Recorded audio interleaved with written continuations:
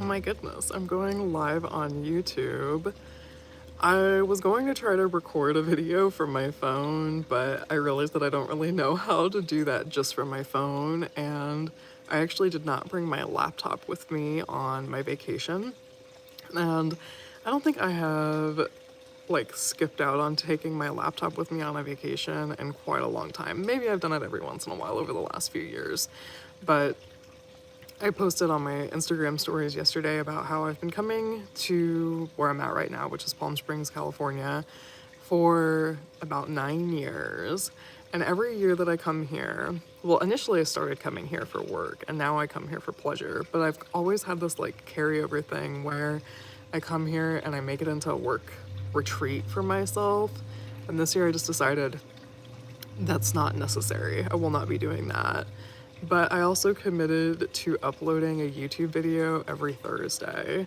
And so before I fully settle into my vacation mode, I wanted to record a video. So this is the way we're gonna do it this week, and it's an experiment. But what I wanted to come on and talk about was that there is a Nelson Mandela quote that I have been using in my when I was in college because it really spoke to the feeling of like going home and finding out what had shifted within me. And the quote goes something like, there's nothing like returning to a place that has been left unchanged to find the ways in which you yourself have altered. And I'm staying in a house that I've stayed in before this year. I'm sleeping in a room that I've slept in before. When I got here, my phone immediately connected to the Wi-Fi because it's familiar, right? It's already locked in.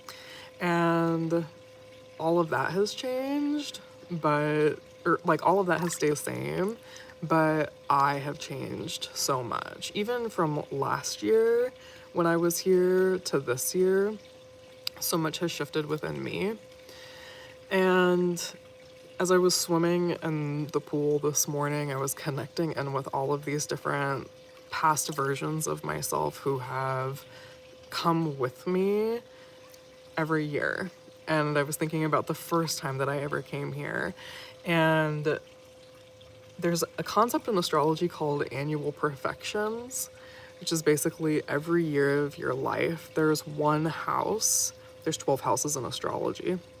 You may or may not know this, but basically every year of your life, there's one house that is like the active house for that year. And so the topics associated with that house become amplified. And when I came here the first time, I was in a fifth house perfection year. I was just swimming and I was trying to figure it out. And that is a year that is about creativity and self-expression and fun and pleasure and joy. And honestly, like looking back, I had so many big goals and dreams for myself. I wanted to write a book. I was at a really critical point in my career. It felt like so much was on my shoulders. And I was starting to pick up more freelance writing work at that time. And I felt like I have to make it. This is the year that I have to make it. And I spent my whole trip sitting in this Airstream that I had rented in Joshua Tree, or like close to Joshua Tree. And I was just writing. And I don't want to say like I didn't enjoy my trip at all, because I definitely did. I went on a really long hike, I remember. Did a big solo hiking thing. I went to a cool coffee shop that I loved. I probably maybe did a little shopping. I didn't have a ton of money, so I remember like basically going to the grocery store, getting food, and then just like hunkering down in this Airstream and writing on my laptop so much of the time. I was working on a novel that year, which is a project I eventually totally ditched and never finished. And I don't know that I'll ever come back to it. I think I completely lost it, actually. This is a lot of context, but if I could go back to that version of myself, I would just want to relieve so much pressure from her shoulders. and help her to understand that this year is one year within many, many years of all of the different books of your life. And there's no deadline. You don't have to get it all done. And last year, I was in a 12th house perfection year, which is a year that's about bringing things to completion and endings. And actually, I'm 36, so if you're 35, then you're in a 12th house perfection year this year because it's based on the age that you are. So last year, knowing that I was in a year that was about bringing things to completion, it was a year about integration, knowing that really did help me relieve so much pressure off of myself, because I realized like this isn't really a year for necessarily starting new things. And oh my God. And I just allowed myself to, oh my gosh, I've never been live before and there's like all of these random people sending messages on here. Whatever. Hello. I'm talking about astrology. If you know anything about astrology, that's what I'm talking about right now. But basically, 35, 12th house perfection year, I just allowed myself to be in a year of releasing pressure off of myself. Hi, Delta. And I didn't have to start anything. It didn't have to be a year of like big major accomplishments or anything like that. It could just be a year of like being. And knowing that I probably wasn't going to have these like big necessarily like accomplishments or anything like that just allowed me to kind of like be present with the process. So this year I'm 36 and I am in a first house perfection year. So this is a year of new beginnings, of really like reconnecting with myself. And I actually just moved into this year of my life. And so like as I'm swimming here today, I'm feeling like all of these different parts of me from when I was in my late 20s and my early 30s, and like just all of the memories of being in this place and the trips that I've been on and all of the different versions of myself that I have been. And I'm feeling that integration point of like bringing all of this like 8-9 years of who I have been becoming into who I am now. And then also having this awareness of like, this isn't where the story ends either. And I think that's one of the biggest gifts of astrology for me, is that when I first started, it was a lot of pressure, because a lot of times when you read about astrology, you read about transits, you read about your horoscope, it's like, this is the moment, this is the time, it has to happen now. And the deeper I've gone on my journey as an astrologer, and I studied Hellenistic astrology, so I use a technique called zodiacal releasing, which is really about understanding all of the different books within your life, and everybody has multiple books. Usually I see people who are about my age are usually on the second or third book of their life. So when you're in your 30s, you're in like book number 2 or book number 3.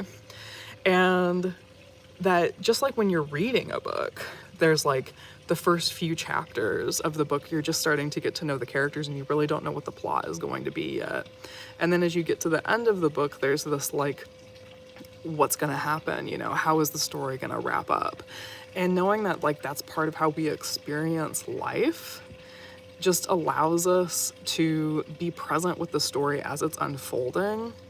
And then also seeing how each chapter of the story is connected to every other chapter of the story. So like all of those parts of myself that felt all of this pressure when I was in my mid to late 20s were planting all of these seeds that I now get to enjoy as somebody who is in my mid to late 30s.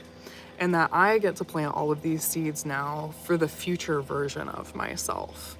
And I think that like these timelines expand way beyond just what like we can see with our eyes and with our mind, it's goes beyond when I was born. It goes deeper into who I've been in past lives and how my ancestors have shaped the person that I am now, and then also who I am going to be connected to in the future and in future versions of my soul, and how I'm going to evolve beyond this lifetime. Because I definitely believe that the timelines extend beyond just like our present life. Sorry, there's like a airplane or something going on above me right now, so you might hear that. Anyway, that's all I really wanted to come on and talk about today. And of course, if this is something that you're interested in, then this is exactly what I do in an offering that I do called a Cosmic Story Session, which is where we actually go into your deeper timeline and we look at like, where are you at in the story right now and how you're evolving over the course of your life. But we do it to relieve the pressure. I'm from Iowa. We do it to relieve the pressure, not to create more pressure about like who you have to become this year, but who you're becoming over the entire trajectory of your life. And that it's not all just this one moment. It's how this moment connects to all of the other moments in a way that isn't about, I have to seize the moment and make everything out of it right now from a place of, this is all I have and scarcity, but from a place of like abundance of, this moment is a moment that I get to receive, and then I get to create from this place how I'm gonna experience every other part of the story. So that's all I wanted to come on and share today. Now I'm going to be signing off and enjoying the rest of my vacation. But if you're new to my channel, I have a bunch of readings that you can watch about the archetype that you are connecting with this year. And then also, I have a video that I shared last week that has been something that a lot of people have been really resonating with, which is basically about what I learned from maintaining a creative practice for a year. And I share my illustrated journaling transformation. And I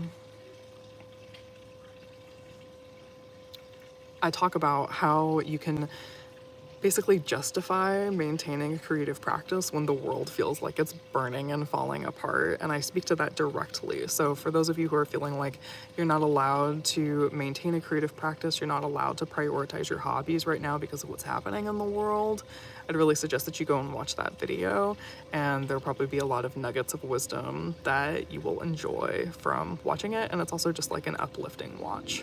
So thanks for tuning in, and I will catch you later.